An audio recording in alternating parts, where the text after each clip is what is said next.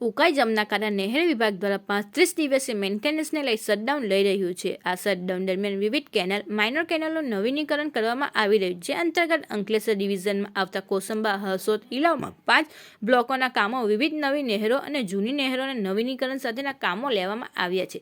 કોસંબા, ઇલાવ અને હરસોદ ડિવિઝનમાં માઇનર કેનાલના નવીનીકરણના કોસંબા અને હરસોદના ડુંગરા ગામ વચ્ચે 4 પુલ, 1 ગેટ સાથે પુલ તેમજ માઇનર કેનાલની કામગીરી પ્રીમિયમ કન્સ્ટ્રક્શન કંપની એન્ડ જેમિસ દીપકભાઈ લાલ PCCNJD એલ ફાન્સ પ્રોજેક્ટ સુરત સાયરન દ્વારા નવીનીકરણ કરવામાં આવી રહ્યું છે।